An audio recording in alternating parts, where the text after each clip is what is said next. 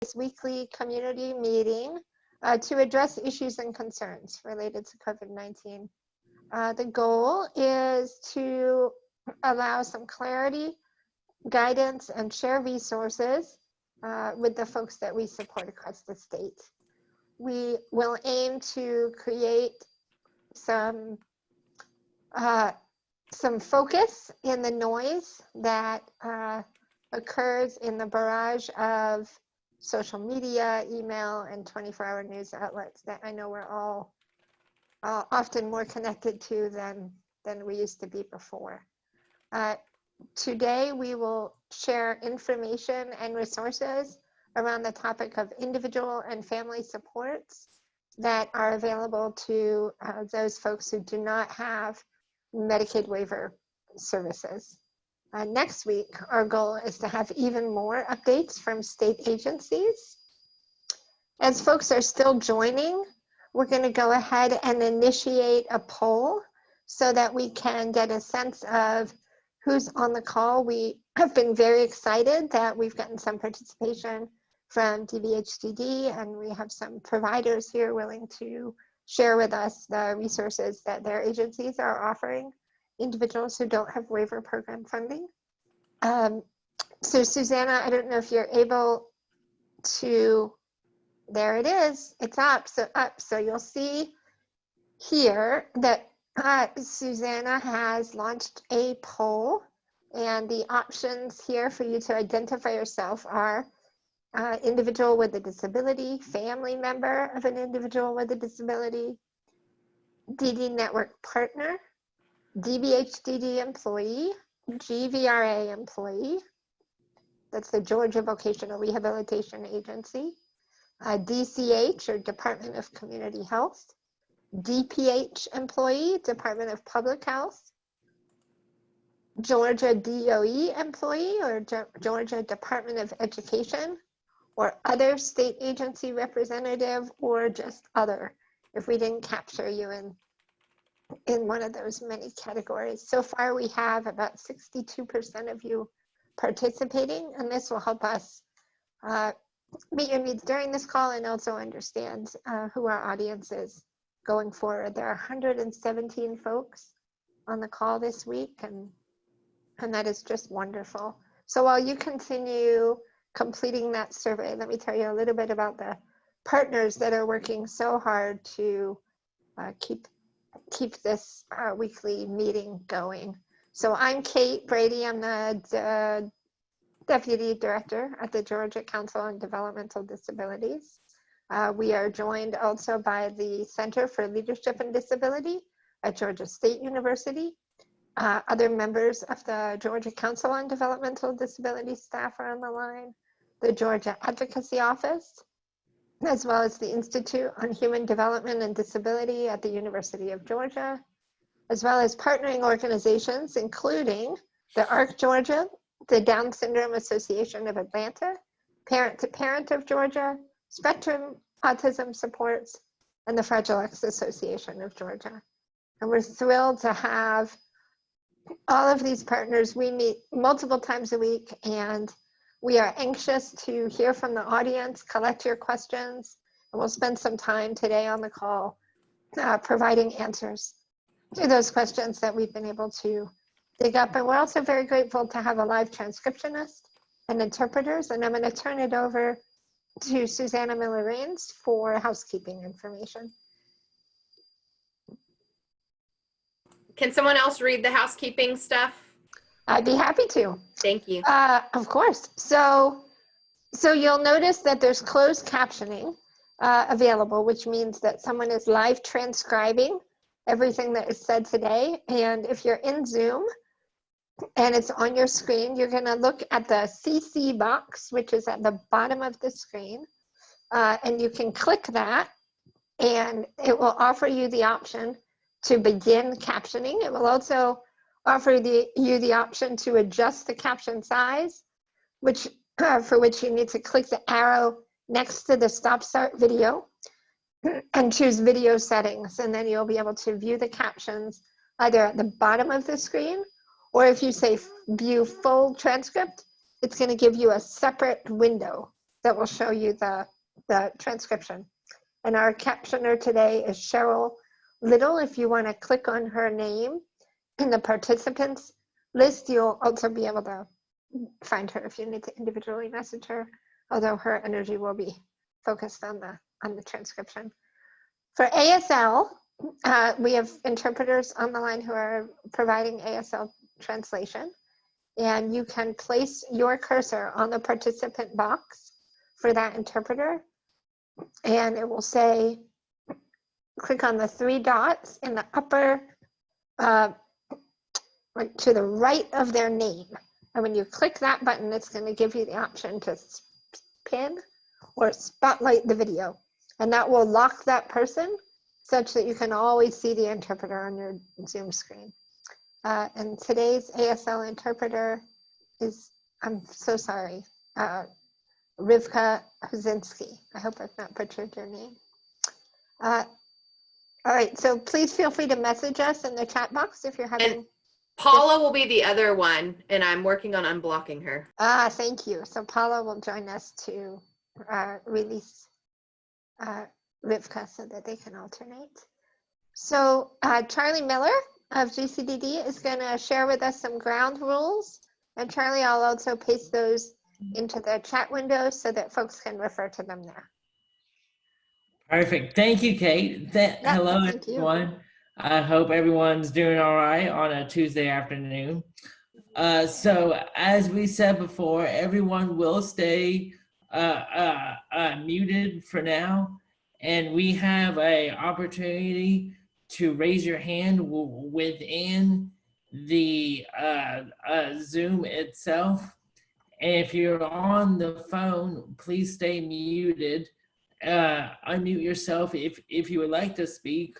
And then in the Zoom, if you unmute yourself and raise your hand, Susanna will call on you to speak. And press 9 to speak and to raise your hand via the phone. So also, if you prefer not to speak out loud and you would prefer to use a chat box, you're welcome to. The chat box will be monitored throughout this webinar, and we'll make sure to have our team read through them. Also, please keep questions and responses to 30 seconds or less. As y'all all know, we have a lot of folks on here, so we want to make sure everyone has the opportunity to ask what they may need to ask.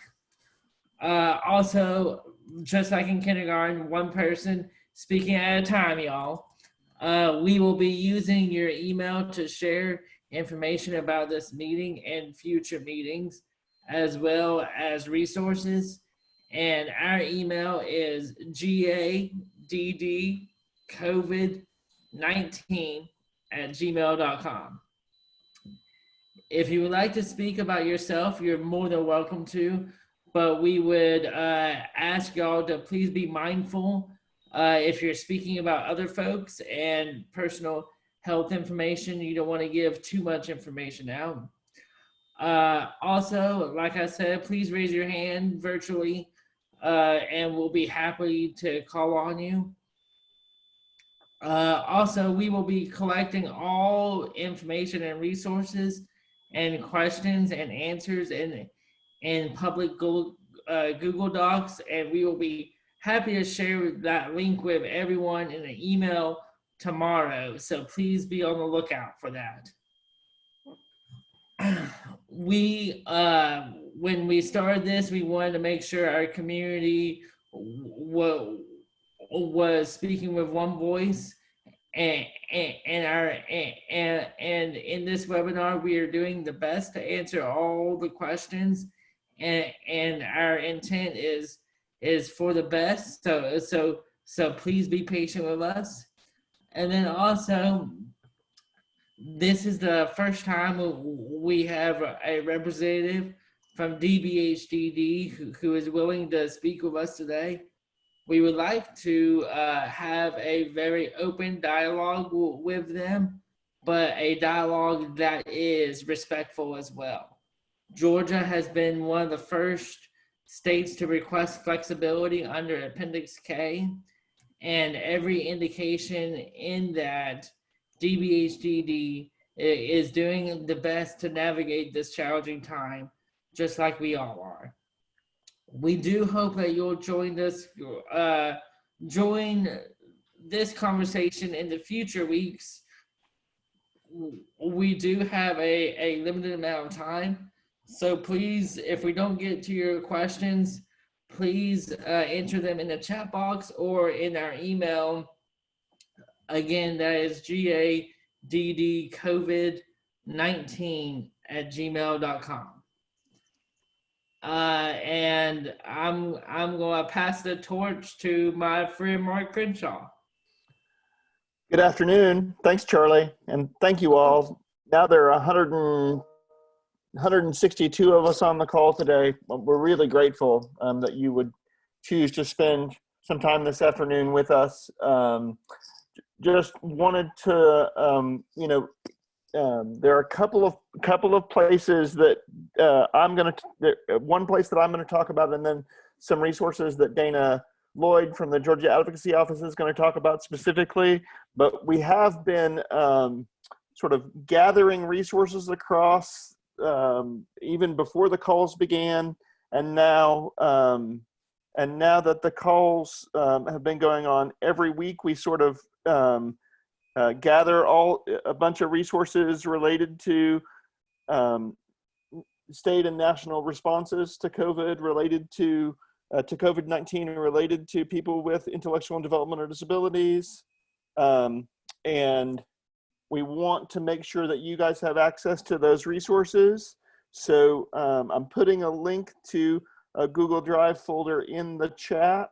If you'll remember from last week, we had Rylan Rogers and Liz Weintraub with us from the Association of University Centers on Disability to talk about the COVID stimulus bills and advocacy around that. So information related to their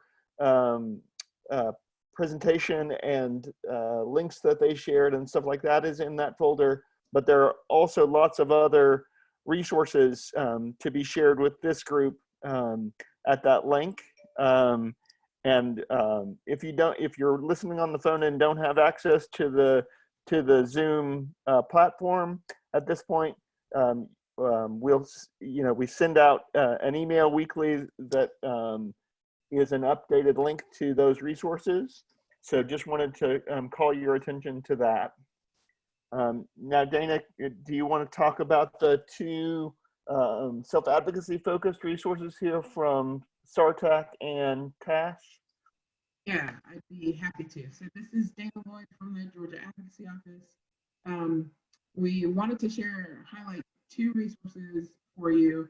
So SARTAC is the Self-Advocacy Resource and Technical Assistance Center through the Administration on Community Living. And they are having weekly Zoom calls on Monday and Thursday at 1 p.m. Eastern Time to share resources, to check in, to encourage self-advocacy during this time. So that's a national call where people can get connected and get additional information. It's hosted by disability advocates for disability advocates, and it's a great resource. And then Tia Nellis from TASH is hosting a coffee hour once a week. And that call happens also, I apologize, y'all. I'm looking for the time, but that call happens once a week, and the information is in will be in the resources as well. And that's a social time for folks to kind of connect, talk about things that might be, going well for them or things that they're struggling with a little bit. And so we're happy to share those.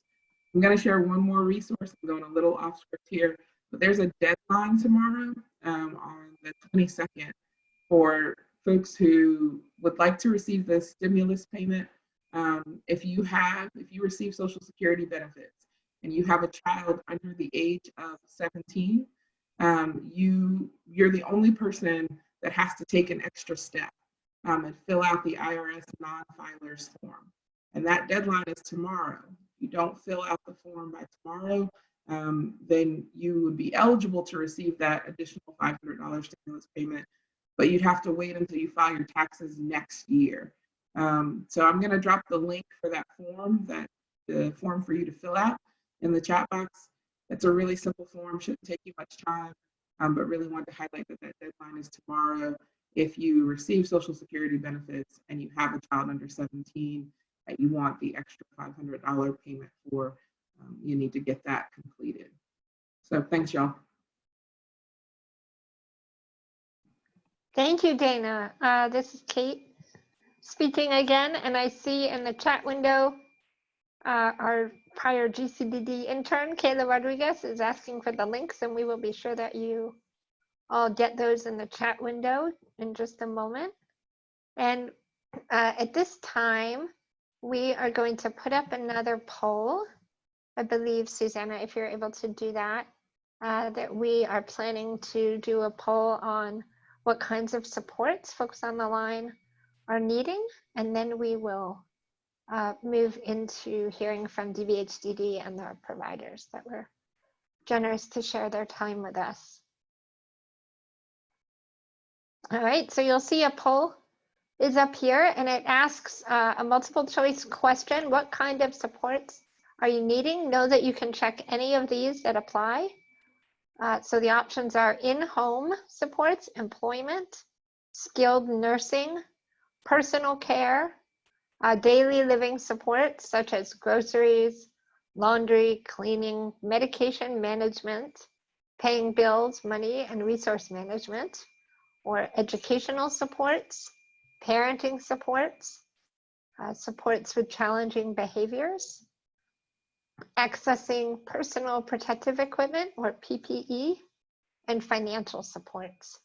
And it looks like so far we've got votes from about 45 folks out of 172. So we're gonna leave that up. And while we do that, and you all can keep weighing in, I'll go ahead and turn it over to Dr. Alyssa Lee, who will introduce our guests. Alyssa, are you on the line? Yes, I am, Kate. There we go. Hello. Just had to get unmuted. Hey, y'all. So as a reminder, a portion of our call today is going to be really a panel of folks around supports for individuals and families who don't have the waiver. So we've spent a couple of calls discussing what supports and services are new for folks with the waiver, as well as some of the changes through Appendix K. And so we've heard back from you all that one of the areas that we would really like to highlight is what supports and services are currently available for folks with disabilities and their families who don't have a waiver. So we have a whole host of family support providers who are going to be sharing some of the services that they're providing to the communities across Georgia. And we also have a couple of folks from the office who are going to share a couple of resources and what DBHDD is doing and what supports are available to support people outside of the waiver program. So from DBHDD, again, because our time is limited, we're going to ask if you have any questions, please provide those questions in the chat box, and we will make sure if they're specific to our DBHDD representatives on the call today that they receive those questions, and we'll work on getting those answers dispersed. So we have today Barbara Hall, who is the family support manager from DBHDD, and we also have Amy Riedesel. Amy, I apologize if I said your last name incorrect, who is the Director of Community Services. So Susanna or Kate, I'm not sure if you all are able to find them and unmute them.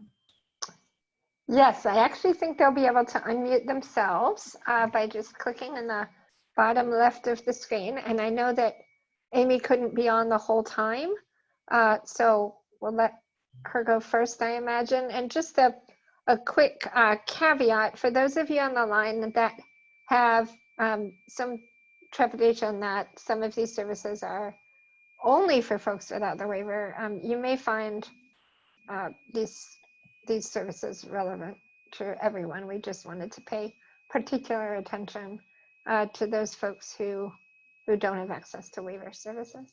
So Amy? Good afternoon, Kate. Can you hear me? We can. Thank you so much for being here. You're very welcome, and thank you for inviting me. And I'm sorry that I can't stay. COVID-19 keeps us all very, very busy. As mentioned, my name is Amy Riedesel. I'm the Director of Community Services with DBHCD Central Office, overseeing a whole host of fantastic programs. And I'm going to turn it over to my manager, Babs Hall, to really talk about what's going on with family support services. But I wanted to lend our support here on behalf of Division Director Wakefield. He couldn't be here, so I'm here pretending to be him. I do have more hair than him, so not quite a perfect match fit in. But DBHCD is taking all of this and your concerns very seriously, and really want to be here to help and to answer questions and do what we can. We're all in this together. As a body of folks. And so I'm very proud of the team I have, and I promise you we are all working around the clock to make things happen. And I'm glad you've heard about Appendix K and what's going on there to try to create some flexibility to meet needs during this emergency. But I'm going to shush, and I'm going to turn it over to Babs and let her take it away. And I'll stick around as long as I can in case there's questions. And thanks so much. Everyone, please be safe. Thank you, Amy. We appreciate it.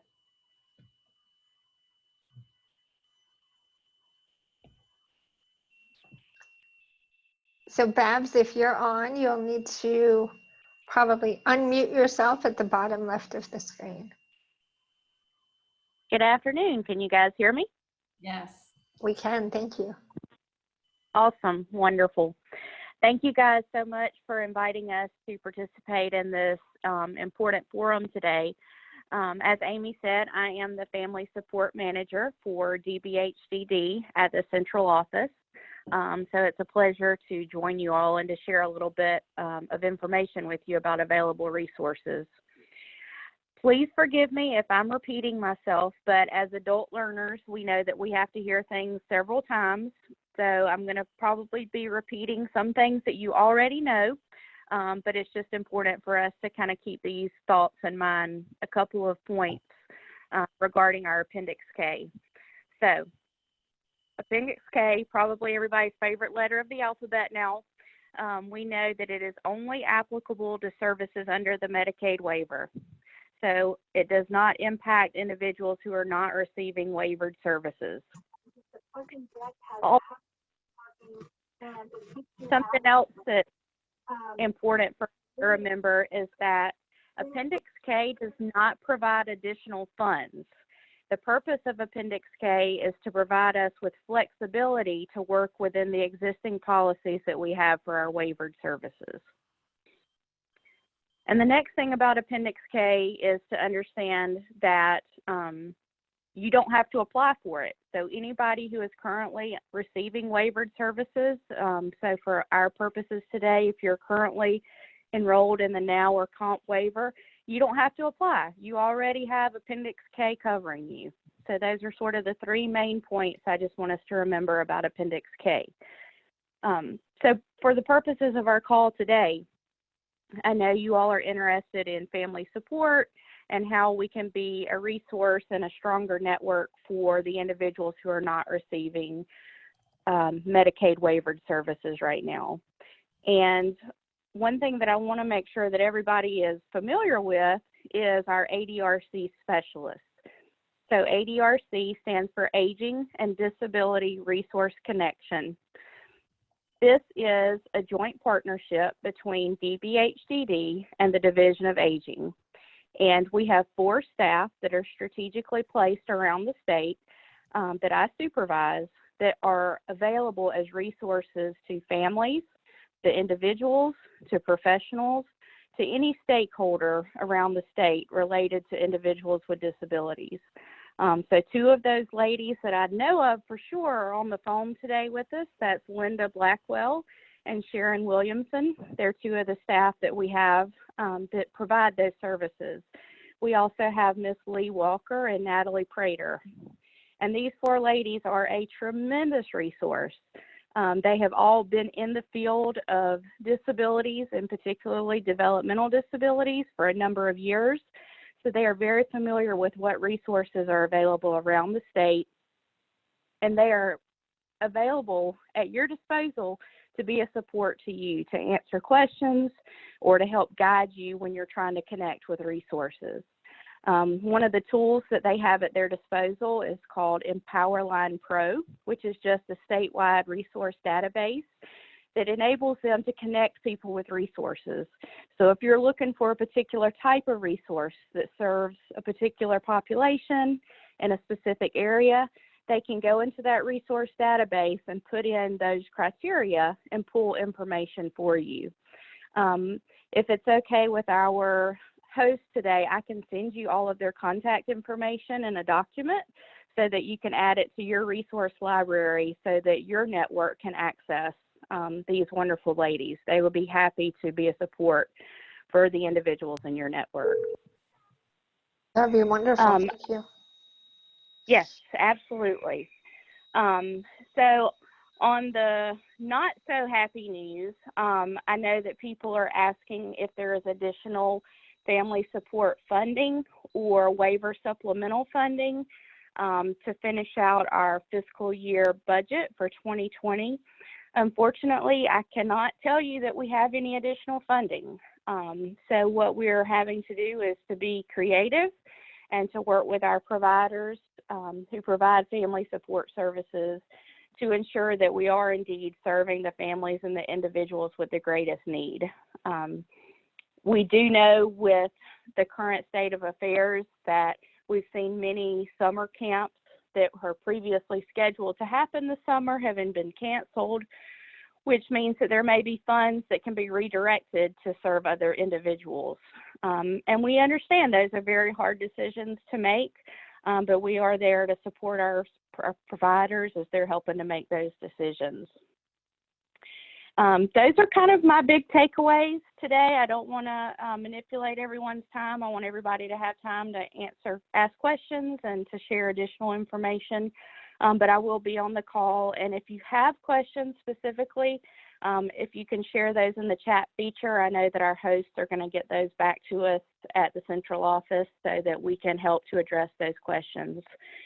Right now, we're adding frequently asked questions and other resources to the DBHDD website.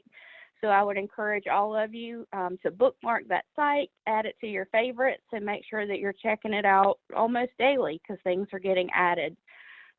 We also have several newsletters that are available through the website, so you want to make sure you sign up for those so you can get on our email list. And that's kind of been our main way of communicating with our individuals and our families and our providers is through those means. So we want to make sure that you're able to stay connected, and I'll make sure that our hosts have that information so they can share it with you as well. But again, thank you for this opportunity today, and I look forward to being a support for you guys, and we're all in this together. So thank you.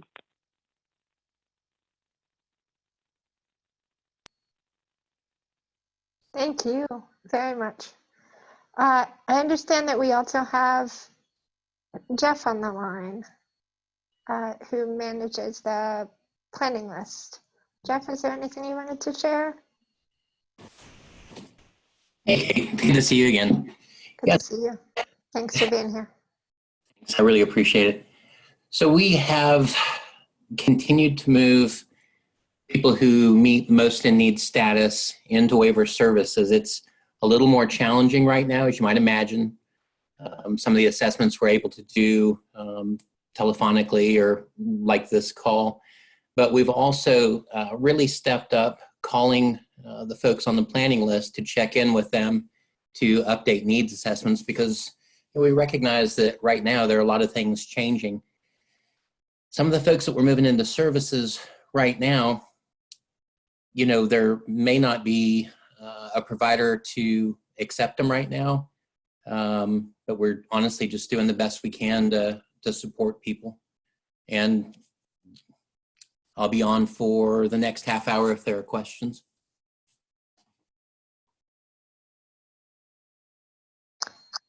Thank you so much. It's such a joy for this group to have access to the folks from DBHDD, so we really appreciate that. Charlie, I'm going to turn it over to you to move us through the next part of the agenda. Yes, thank you, Kate. All right, so now I get the wonderful opportunity to have the family support providers come on and speak just 2 or 3 minutes to what they may be, what services they are providing in the community. So if y'all don't mind, can we get BD Bobby Dodd Institute to unmute? Pineland Community Service Board, unmute.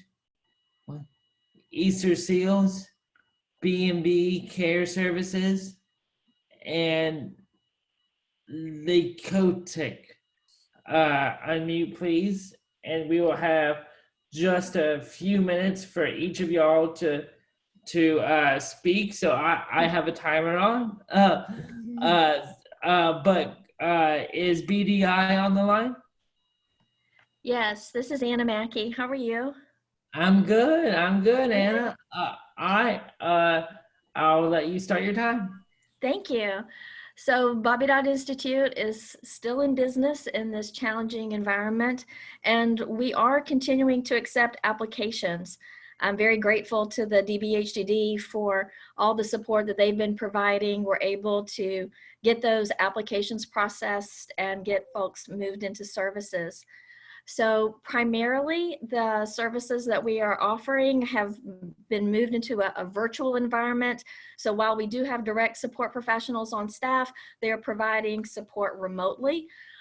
We do have a number of services that include the benefits navigation services and especially brokered services. So I think a lot of us are still hedging our bets about summer camp. There's a lot of providers that we're trying to help transition some of their work into virtual environments so that we can continue to support not only our participants, but also those vendors.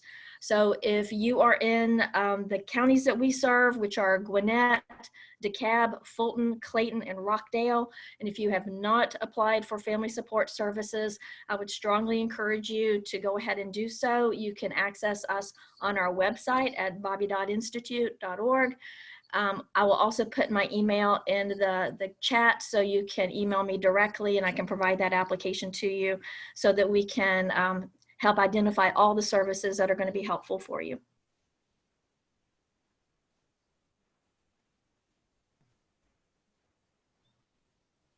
Oh, I didn't realize I was muted.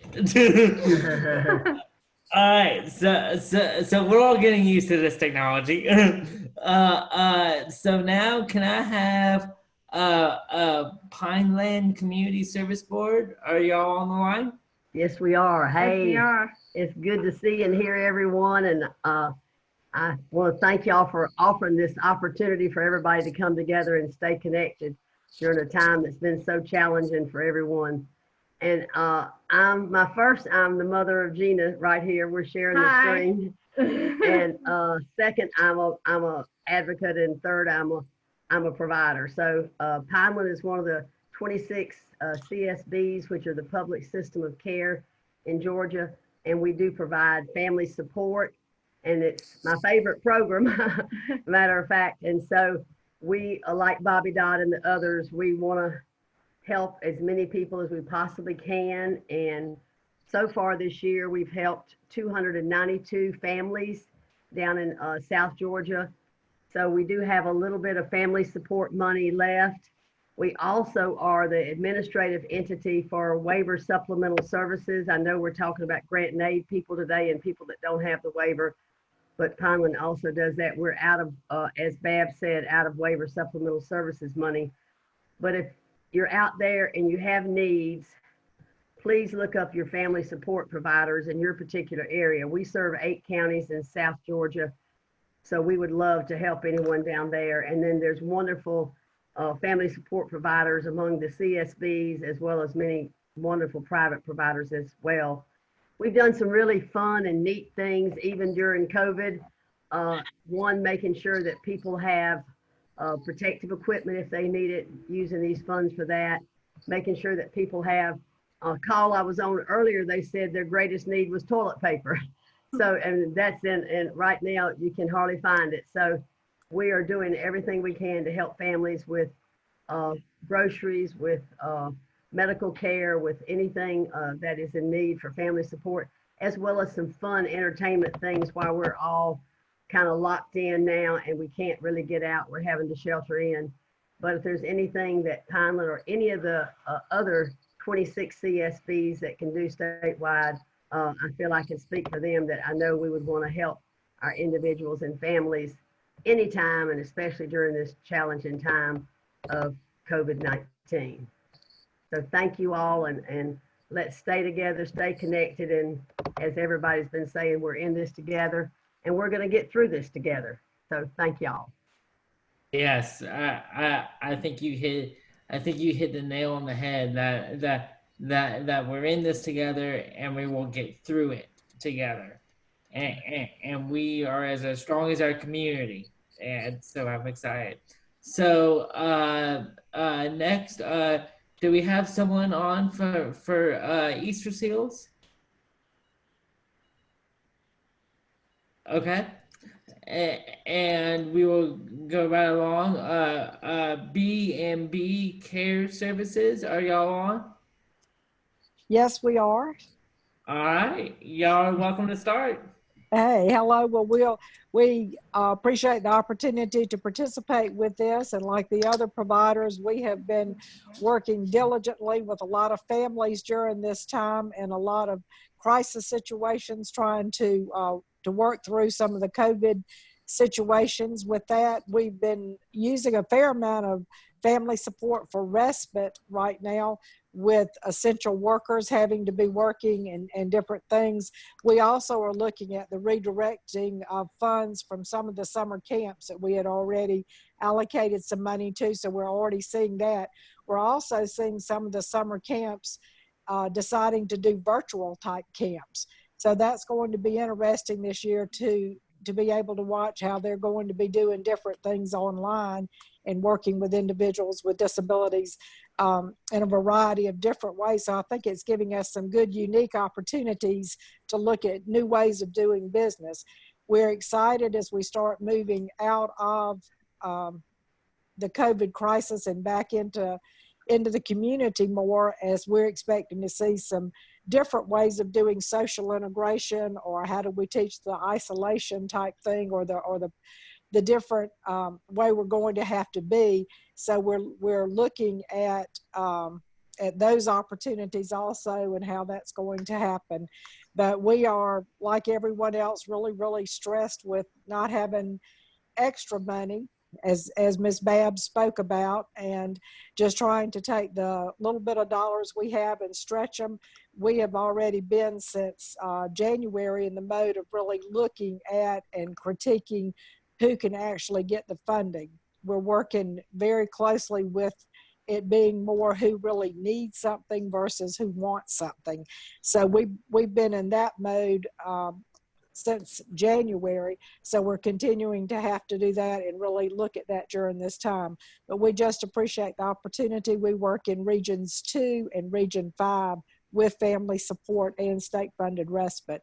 So we're excited that y'all included us in on this. Thank you. Of course, we are very proud to have y'all on, and truthfully, we are very humbled to have y'all on, because we know this is not normal for anyone, and y'all taking the time to come on and talk with us and talk as a community to figure out how we can get supports and services for everyone. And our one of the last ones, Licotech, are y'all on today? Yes. Hi, I'm Ellen Lindemann. I'm the Assistant Director at Licotech of Georgia. And we're going to be kind of a little bit of a different resource. We're more recreational and educational, and we work mostly with children, although we do have some programming for older young adults. But currently we are doing everything virtually online. We are not, we do, for those of you that don't know who Licotech is, we provide adapted toys and adapted technology for mostly children with special needs. And so through a monthly play session that a family comes to our facility, we adapt and provide toys on loan and computers and iPads that are, again, adapted and provide them on loan to the family. We are not doing that currently, but we are doing a lot of programming online that all kinds of folks across the state can take advantage of. Every Monday we have Monday at 11 o'clock is Music Monday, and there's an hour-long music program for people that can get on our Facebook. We also do story time multiple times during the week. I would encourage anybody that's interested in educational or just fun computer games or iPad or apps, tablet apps, to go to our website under resources. We have a tremendous number of recommendations for apps and online games, and they're all marked according to developmental age or developmental activity if you're looking for something that's more educational. So our Facebook for ongoing, sometimes daily activities, we'll do some updates and some games online. But we're also our website for resource activity. And then lastly, we are still planning on we do a camp every summer. We have 4 sessions, and it's for children from 4 to 12, and they're welcome to invite a sibling or a friend. And we are still planning on doing that camp, and our camp registration opened up this week, and there are only a few slots still available. So if anybody's interested in signing up for summer camp, there's no payment due now. And even at the time that summer camp comes, there are scholarships available for anybody that needs them. So I would encourage you to go to our website if you're interested in a camp opportunity for this summer. And hopefully we'll be able to pull that off. It's July 13th through 16th, and another 2 sessions are July 20th through 23rd. So lastly, the only other thing that I would say is, and we just did this past week, and we'll probably do it again virtually, we run a SIB shop for anybody that is a sibling of a person, individual with a disability. And it's geared more towards siblings that are children. But again, very valuable resource for those that live with a sibling with a disability. So keep your eyes on our website for that, because we'll probably do it again virtually. And I just want to say thanks for the opportunity to share, and I'll put my email in the chat box if anybody needs to contact me or has questions. Thank you.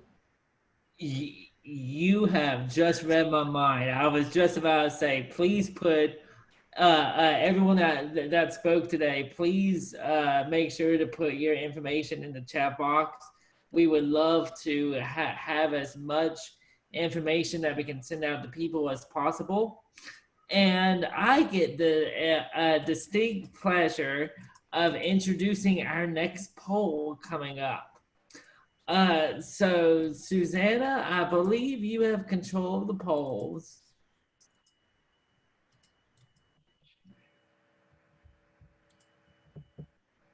Awesome.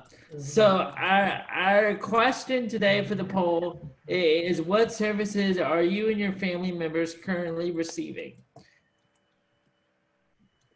And our options are now/comp waivers, ICWP waiver, family supports, in-home respite, school-based services as in PT, OT, speech behavior supports, a autism plan services through Department of Community Health, and then EPSTD T services for medically necessary services for kids under 21, mental health and behavior supports, and also not currently receiving any services, and NA. And then we also have not currently receiving any services but are seeking some. So we have 80 of, oh, I just pulled it down, hold on.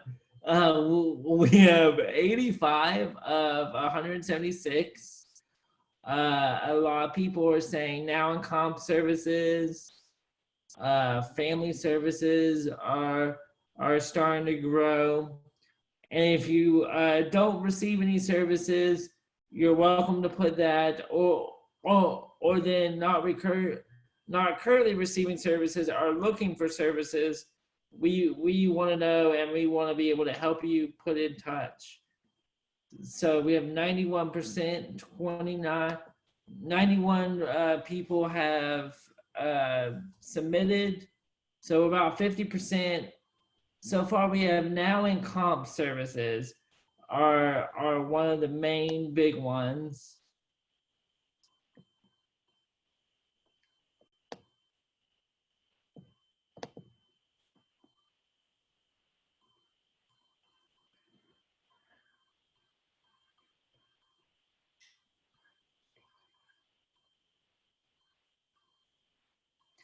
All right, well, you all are continuing to respond to the poll. Thank you very much.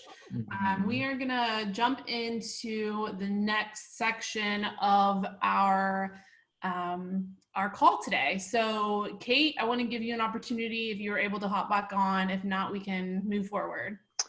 Yes, thank you all. I was having technical difficulties for a few minutes there. So the DD Network team has made a real effort to track all of the questions you've been sharing with us through our email, through this chat window, and in dialogue in these weekly meetings. And we've kind of crowdsourced the answers amongst ourselves, amongst the available experts and the state agencies. And what we'd like to do now is share with you the answers that we've been able to compile, and ask that you trust and remember that the reason we're doing these calls is because the situation is so ever-changing, and we are committed to sharing the very best information that we have at the time, and always with the best of intent. And we do recognize that there may be other information out there, and things may change. So we will every week keep you up to date as best we can, and we're gonna share the floor now and go by topic. And Alyssa is gonna start us out with the answers we have available on the topic of Appendix K, the Medicaid waiver, and self-direction. Hey everyone, again, just to repeat what Kate had mentioned. So, you know, we had made a commitment to you all as a part of participating in this call to collect all of the questions. So, I mean, we've been collecting questions as they're coming in during our calls and the chat box. We get them through the email that we have set up for you all, or sometimes they come to our personal emails, and we have collected them into a database and have really been trying to do our best to answer the ones that we know. If we don't know, we're reaching out to the people that we think might know. And again, we're answering them to the best of our knowledge. So I'm gonna go ahead and go through some of the Appendix K questions and waiver questions, which a lot of the waiver questions were also regarding Appendix K. Although I know that DBHGD is on the line, and they have also given us some few updates today, and they've had their webinars last week. We put together a plain language document on the Appendix K information, which is on our website and has been shared through social media. So we'll make sure to share that with you all so that you can have that in writing. And then I know that DBHGD as well is working on an FAQ document to get out so that people can better understand how this applies to them. I want to have a caveat that we have asked DBHGD for some of these answers, and they have also reminded us, and we want to remind you all, that if you are receiving one of these waivers that has been amended through Appendix K, and you have a specific question related to your situation, the best person to reach out to would be your support coordinator or your intensive support coordinator. But again, feel free to ask as many people as you would like, and we'll work on getting those answers to you. Just as a reminder what Appendix K is, so we all know about the now and comp Medicaid waivers, and the Appendix K was submitted to the Centers for Medicare and Medicaid Services in DC, really as an emergency amendment that would allow the state flexibility in how they oversee the Medicaid waivers, the home and community-based services waivers, because we know with COVID and all of the things that have been happening during this pandemic, a lot of the supports and services have really been upended. And so DBHDD and DCH were really quick in putting together this Appendix K and making sure that they could have as much flexibility as possible in the way that you all receive your supports and services. So this was submitted on March 28th and it was approved on April 9th. However, it's important to note that the way that the state submitted the application is that the changes went into effect March 1st. Currently, they go through February 28th of 2021, but it can also terminate earlier depending on whether or not there is still an emergency need for those services. So keep in mind, even though it's written to go through February 28th, 2021, that doesn't necessarily mean that it will continue for that long. We've received some questions around community access groups about them reopening after the pandemic has passed, and does Appendix K assist them? So we haven't received any indication that community access group centers wouldn't reopen after the pandemic passes. And then through Appendix K, it's important to note that DSPs might be eligible for retainer payments for community access services, and that caps are also lifted on a variety of services, including community access services. It is important to note we have some questions out currently, and we'll see if there is any effect with the governor's announcement from last evening on whether or not that will affect community access group centers. We're not sure right now, but we'll definitely make sure that we get that information out to you when we find out. One of the other questions that we had was parents who are the representative or employer for the individual receiving services, can they become eligible to become family hires? So eligible family givers can provide some of the services if an existing staff person is able to do so. However, DBHDD stressed in both of their webinars last week that those family members would still be required to go through the background check hires after this pandemic is over and they're able to do so. So that's important to keep in mind. I think that some families have a certain amount of background checks that they can complete, and so you'd have to think about that as well. I'm just looking over to see, can we get updates, clarifications on waiver services in response to COVID-19? So like I mentioned at the beginning, DBHDD has hosted quite a few webinars. Last week they hosted about the waiver changes. We have the plain language document discussing some of the changes, which we'll make sure that you have access to. And then again, DBHDD has requested that y'all reach out to your support coordinator or your intensive support coordinator with immediate needs and questions. And they mentioned that you can also email participant.direction@dbhdd.ga.gov with questions. Would you mind typing that into the box? Okay. So we'll type that into the box so you have that information. Is telemedicine being approved by Georgia Medicaid? So yes, some of the services are eligible for telemedicine. Those include nursing, physical therapists, speech therapists, occupational therapists. Some of the supported employment pieces can be included in telehealth, as well as support coordination and intensive support coordination.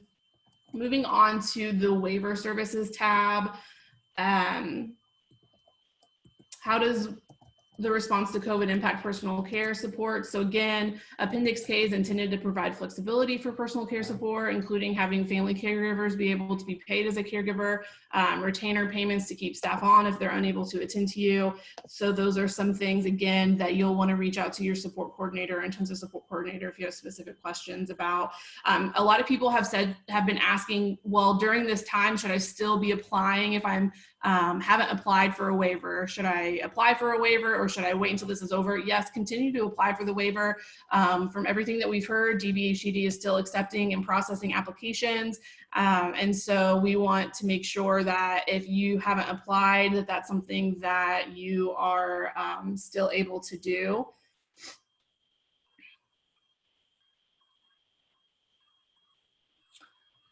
I'm just going through these to make sure I'm not missing anything. One of the things we have been asked, and I think DBHDD did a good job of explaining earlier, but we've been asked if you can add any services to the HCBS Medicaid waiver. So like mental health, can we add that as a service to our waiver? They're not adding any services to waivers. Like they had said, the Appendix K was really a way to provide flexibility within the structure that's already in place. So in terms of like extending how much funding you get for your waiver or adding services, that's not something that was in Appendix K. For self-direction questions, should self-directed companies be contacted about changes? So I know from being on the webinars last week with DBHDD, one of the things that they had mentioned frequently is that you should be in contact if you're self-direct with your fiscal intermediary or your fiscal agent. Those can be interchangeable, those terms, about any changes. And DBHDD has been providing updated information to fiscal intermediaries. So if you have any questions or want to discuss any of that information, feel free to reach out to your specific fiscal intermediary. Again, can I, as a self-direct employer, use the personal assistance retainer to pay the caregiver for the short term? So there are certainly some exceptions, but what is helpful to know is the way that DBHDD has described this retainer payment piece in Appendix K is that it is essentially the same thing as the personal assistance retainer, where you all might be familiar with extended sick leave or folks going on vacation. This is a similar thing where you are eligible for retainers for your staff who are unable to complete the following services due to COVID-19. So community residential alternative services for the comp only waiver, community living support services, supported employment services, pre-vocational services, and community access services. One of the questions we've been getting a lot is for people who receive supports in their communities, what protective measures are being taken for staff members coming into the home. And what we've been finding is that this is really dependent on the organization who is providing those services. So we've reached out to a couple disability service provider agencies just to see what it is that they're doing to make sure that folks are protected to the best of their abilities.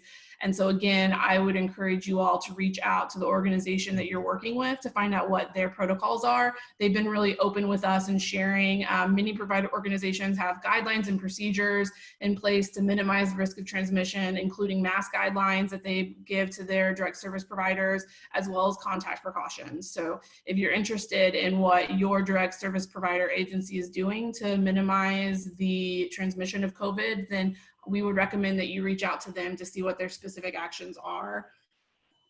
And I think those are the questions that we have now. There were a couple of questions that we have reached out to DBHDD specifically to find out more information. So for example, one of your questions was, what is the state's plan for utilizing Appendix K once approved? So we've reached out to DBHDD. I know they're on the line and they'll probably be adding that to one of their frequently asked questions document as well. I know that one's a little bit harder to answer because there are a whole host of things that they're having to consider in very short, limited time, and things change every day. But just so you know, any question that I didn't answer that has been presented to us already related to Appendix K or waiver services, we have reached out to an agency and we're going to make sure that we provide you with those timely answers. Thank you very much, Alyssa. We're going to move on to questions we've received in the topic of education, and our transition director, Starr Bruner, is going to share those answers with you. Hey everyone, you can hear me, right, Kate? Yes. Great. I worked with the Georgia Department of Education. There, I see 2 or 3 representatives from Georgia DOE on here, so please feel free to interject if I get anything wrong. One of the questions that we got last week was, what are options for in-school therapies to be delivered virtually? I think most of them can be delivered virtually, but this is a direct quote: the determination of specific student needs would be made through the student's distance learning plan or IEP based on the individual student needs. So IEPs are still in effect, and you can follow the same procedures as the amendment process to follow up on these. Let's see, someone had a question about sort of about the same thing about making up time or virtual therapies. Georgia Department of Education says that parents should contact their student's case manager, teacher, school administrator, or special educator, education director to request a meeting, whether virtually or by telephone, to discuss your student's specific needs. And then they give guidance that's more detailed that we will also post to our resources. But a good tip that I got from a friend was during these COVID times, if you email your teacher, make sure that you email, another person on your student's IEP team, just to keep it on everyone's radar, because, we're all missing emails during this time. It's also important to note that if the school is continuing to provide educational services for the general student population, they must also supply those for your students. But if the school is not providing educational services whatsoever, then that's a different story, in which case you also want to follow up with your teacher, your special ed director, things like that. I think that sort of answers a couple of more of the questions. Someone asked about standards being put into place for school districts to Zoom or use Google Meetup for special education students. It looks like the FERPA, Family Educational Rights and Privacy Act, looks like some of those have been, some of those restrictions may have been relaxed a little bit to allow for distance learning. Georgia Department of Education sent us a lot of language that we'll also include in the resources that's a little bit more in depth about how schools are to handle that. And then someone asked about what's going to happen with students' grades and being promoted. It looks like the State Board of Education has guided schools to please remember to consider that it is critical that students are not penalized for circumstances over which they have no control. So students should not be held back in their expected progression, graduation, advancement to the next grade, etc., as a result of the COVID-19 school closures. The state has granted the necessary flexibility to make this possible. And then DOE has very helpfully linked to a complete document for extra guidance and resources on that. And that about wraps up what we have on the education tab. So I'm ready to hand it back over to you, Kate. All right, thank you, Starr, very much. So the next topic that we were going to cover is the issue of supplies, equipment, and the 2020 census. And I know that Elizabeth couldn't be on the line, and so I wanted to see if Stacy Ramirez, Director of the ARC Georgia, is up for sharing some answers with us, or if I should just move through that. Can you hear me? Yes, How are we you? can. So I know you've had a lot of information dumped at you really quick. I'm going to try and keep this higher level because, Kate, did I hear that the actual link for this document we're putting together is available? It isn't yet because it's kind of a work in progress. Okay. But what we are going to do is publish answers, vetted answers on the frequently asked questions, and make those available through that resource folder. So, but absolutely, Stacy, I think hitting those highlights that yes. makes sense to you, we trust you. All right. Oh, that's a dangerous thing. But so I'll just start with supplies and equipment. And I think that was one of those times when you miss a meeting and you're assigned the things that they're just not a happy answer here. So I've called around and I've made a few connections for what others are doing for equipment. And the first question was, how can families with children or members who are medically fragile get things like Clorox wipes and stuff? So when I'm calling around, I'm finding out that people are doing it through the connections they've made. They're connecting with the store owners that they already knew about and working their connections that way. I know it's probably not what you want to hear, but it goes back to getting out and knowing your knowing who's in your community. But if you don't have those up front and already in place, which many of us don't, and ask around and see who does, The other thing that I found out about, and you guys may already know this, was the ReadyOp PPE request. And there's a link that I can put in the chat box. I can't talk and type at the same time. I can't walk and chew gum. So I will put that in the chat box in shortly. But there's a ReadyOp PPE request link that a warehouse where you can actually go or have supplies shipped to you. The other thing, there was a question about what will the protocol be for delivering food supplies to group homes over the course of the pandemic. And in calling several different folks about that, because I'm not myself, I don't run a DD provider agency or not a provider, is that it's truly being done from what I understand, and others on the call could correct me, but it's a protocol put in place per DD provider. For instance, the one that I talked to, a dear friend of mine, Deanna Julian, the ARC of Southwest Georgia, she has assigned that to her group home manager, and they have very strict protocols in place. Obviously, they're in Albany, Georgia, of how those supplies are brought to the specific group home. So that's all I have on that part. If there's more questions, let me know. And if I don't know on supplies and equipment, I probably won't. I will dig until I find them. Now on the census, there's some good information on the census that I can give you. Please explain what the census is, and I'll just say 20 words or less. It counts every person.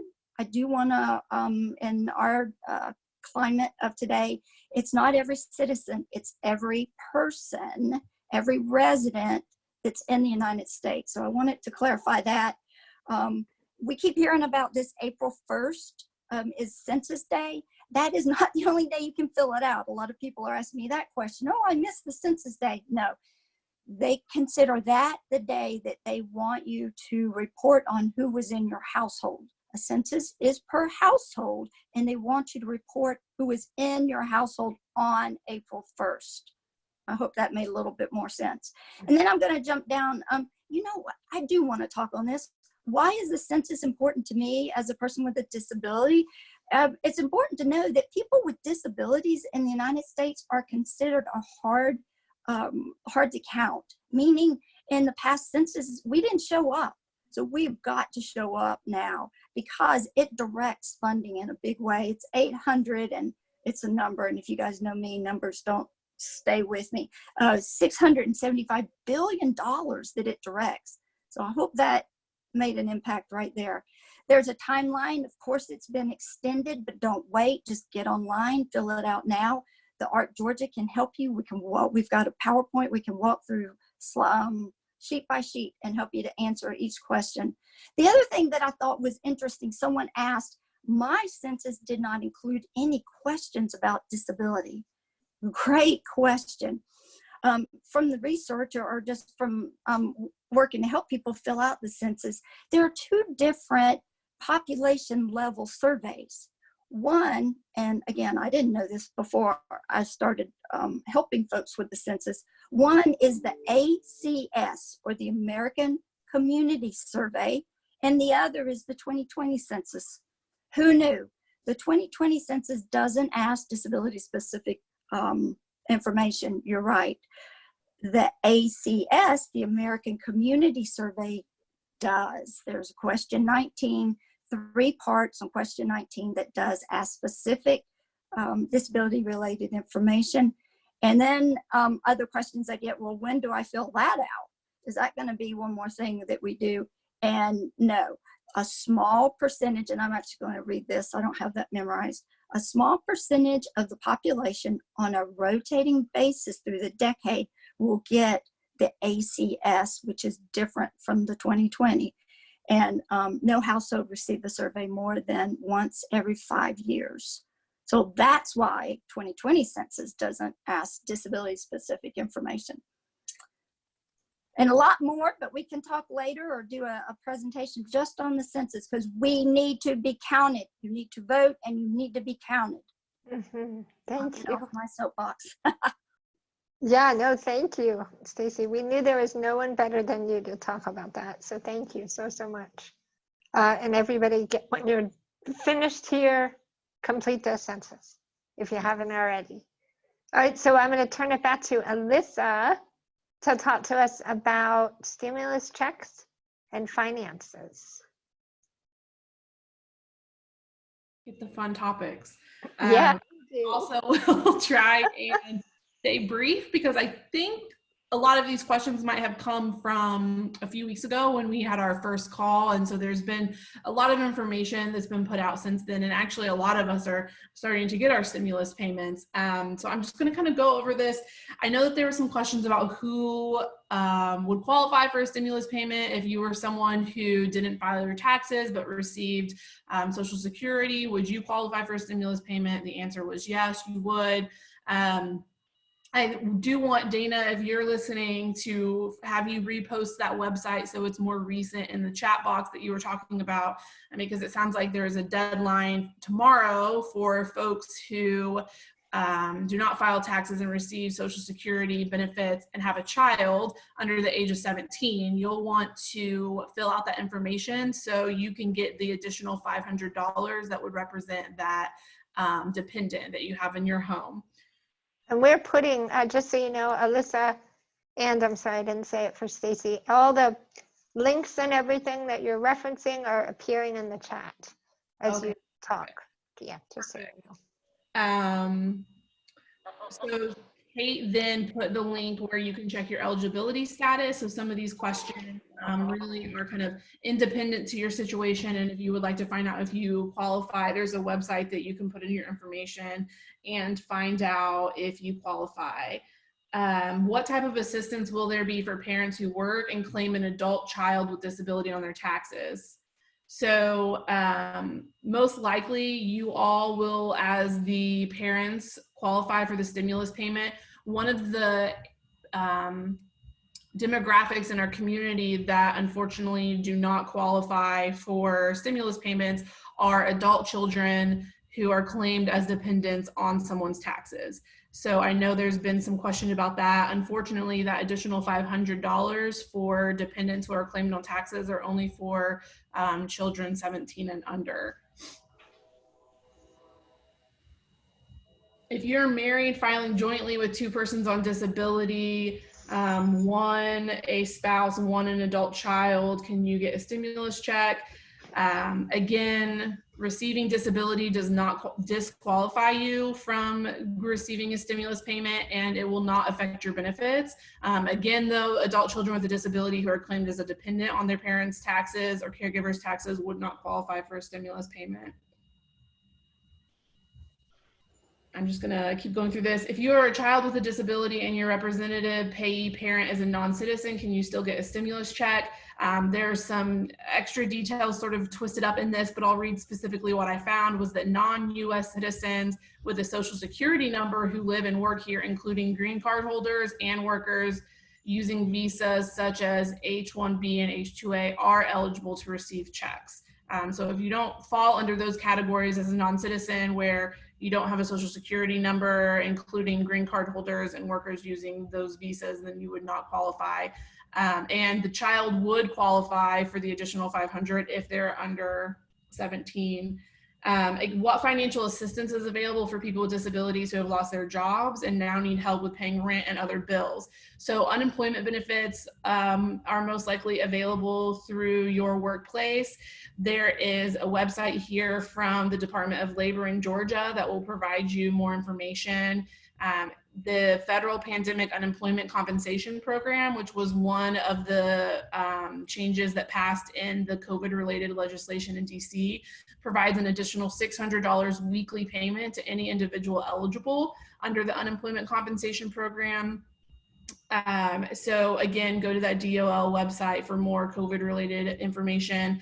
And an additional area of finance would be the ability to qualify for that stimulus payment, as long as you are not claimed as a dependent on anyone's taxes.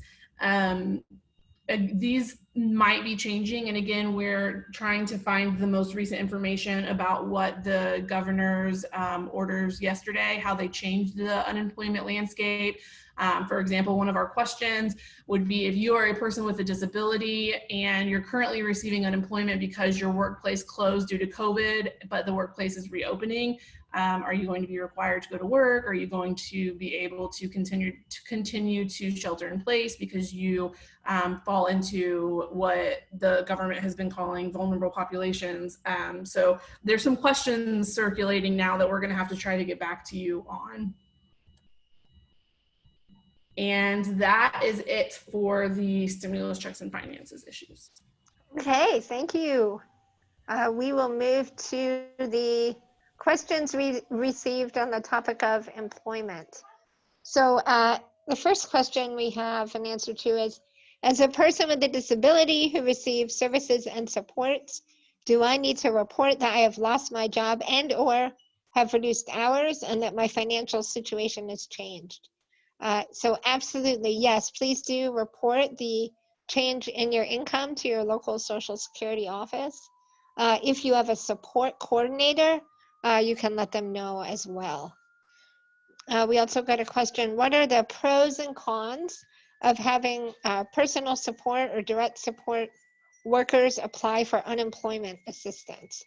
And so the short answer is that that's going to be a personal decision for you and your employee to weigh out. We do know that the application for unemployment will not prohibit that individual returning to work for you. So that's something to consider. Who can people contact if they're not being treated well by their employers during this time?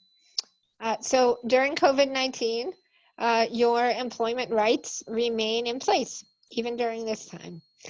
So you should reach out to the Human Resources Department at your place of employment. If the situation warrants it, you could also file a complaint with the U.S. Equal Employment Opportunity Commission, or the EEOC. And I'll paste that link into the chat box for folks. And the last question we received on the topic of employment is, can supported employment, or SE, via the Georgia Vocational Rehabilitation Agency be provided to support the individual in a home-based business or as self-employment? So technically, supported self-employment is a different service, but it is possible that GVRA, and we'd advise you to work with your individual vocational rehabilitation counselor, but it is possible that they could provide a job coach. The job coach service is a different service than supported employment, which aims to identify, develop, and support a person on a job, whereas a job coach can be dispatched in a more finite manner. So you might explore that option. And that ends the employment questions that we've received so far. And I'm going to turn it over to Susanna, who's going to review the other questions that we've received. All right, we have some other questions, and we have an answer to a couple of them. And as everyone else said, we're working real hard to get answers to all of our questions. So the first one is, are there social skills groups for adults with autism? And the answer is yes. Spectrum, Claire from Spectrum is on, and they're having adult social group meetings via Zoom, and you can find information there by going to their website, atl-spectrum.com. And then the Center for Leadership and Disability at Georgia State is also offering some peers training, which is some social skills training, and we can share information about that as well. There were some concerns about individuals with disabilities and receiving some mental health supports and mental health services. And just wanted to remind everyone that there is the Georgia Crisis and Access line, and we can share information about that in the chat as well. And there are some peer-to-peer warm lines. There's a statewide number, and then there's some individual numbers, and we'll share those I can share those in the chat in just a minute. And there's also the National Suicide Prevention Lifeline, or there's also 911. And NAMI Georgia has crisis info as well. And so we know that there are some situations where dual diagnosis, it's a hard time to get the best mental health resources. But these are some things that we have. There were some questions about the Bobby Dodd Institute, but we heard from them earlier. So I think that answers those questions. And how can people with intellectual disabilities gain access to the information they need? How are we taking all the information and translating it in a way that's easy and understandable?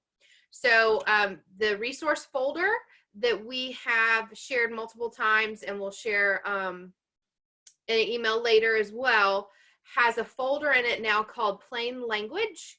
And we've got some one-pagers and the information that Dana shared earlier in Plain Language is there.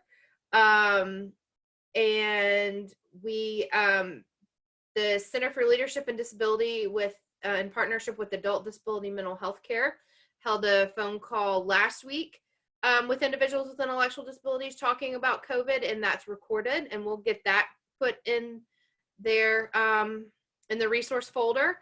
And we're gonna have another one in probably 2 weeks to respond to questions people might have, especially after the stay-at-home order is lifted, and how to help people understand what that means for individuals, especially that are vulnerable in the world of healthcare. So that information can be shared a little bit later. And then AUCD, the Association of University Centers on Disability, is having a free webinar on April 29th called Advice from People Who Have a Disability on Dealing with COVID-19. And we'll share that as well. And those are all the answers that I have currently from our other services. Okay. Thank you very much, Susanna. I think we're going to move to our last poll regarding which state agencies folks would like to hear from. And then, all right, so let me read this out to you. Lots of acronyms here that Susanna has generously translated for us. So what Georgia state agency do you want to hear COVID-19 related information and resources from? Of course, check all that apply. The options are the Georgia Department of Behavioral Health and Developmental Disabilities, or DBHDD, the Georgia Department of Public Health, or DPH, Georgia Vocational Rehabilitation Agency, or GVRA, Georgia Department of Education, or GADOE,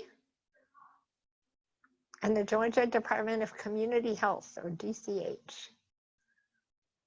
And we've got just about half of folks who've responded, and pretty substantial response and interest in hearing from each of these agencies. So that's tremendous. So we'll let you keep responding, and thank you for your engagement with that. And I'm going to turn it over to Mark Crenshaw of CLD.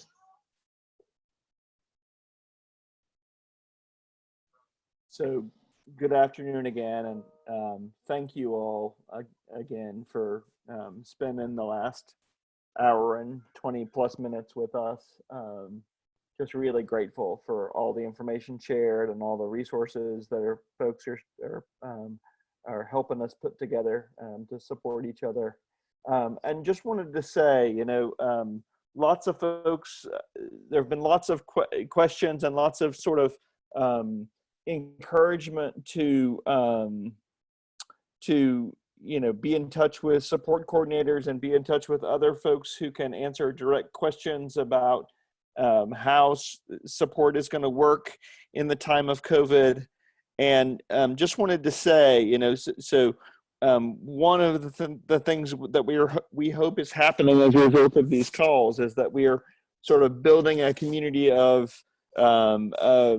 support and information sharing throughout Georgia. And so, just wanted to take a second to encourage you. If you get if you send a note to a support coordinator or someone in the state agency and find that response helpful, if you could kind of forward that on to our email that is gaddcovid19@gmail.com, so that we might learn from your experience and share information that you're getting from folks who are helpful with other people who might need information and resources and answers to the same sorts of questions. So not only is this, do we see this as an opportunity to come on every Tuesday afternoon and share information and let people talk about what they're doing, but we also want to hear from you about sort of about ways that you might be connecting with providers of PPE or folks who are helping you get connected to the kinds of resources you need. So when you have successes and get questions answered and they sort of are helping set you on the way, we ask that you sort of share those successes via our email address, so that we can share them on this call, so that everybody can learn from your experience. So that's just a thing we wanted to sort of add into this conversation. We certainly have benefited from all of the shared expertise and the grit and determination of families and disability advocates and people with disabilities on these calls. And so we want to make sure everyone has an opportunity to benefit from each other's experience. Thank you, Mark. Charlie is going to close us for the day with a few announcements. Yes, thank you, Kate, and thank you, Mark, for those wonderful words. Just a few announcements. One, the next meeting will be, and mark your calendars, Tuesday, April 28th, from 3 to 4:30, and the registration link is going in the chat box right now, and we'll make sure to email it out to everyone. And in the meantime, if you have any questions, comments, or concerns that you would like for us to tackle on the next call or to have on our radar, we would love to have that. Again, our email address is gaddcovid19@gmail.com. And advocates, I'm very proud of y'all. Family members, we're very proud of y'all. And everyone being on the call, thank you very much. And thank you for any legislators being on the call. And let's get after it. Thanks all. Take care. Bye-bye. See you next week.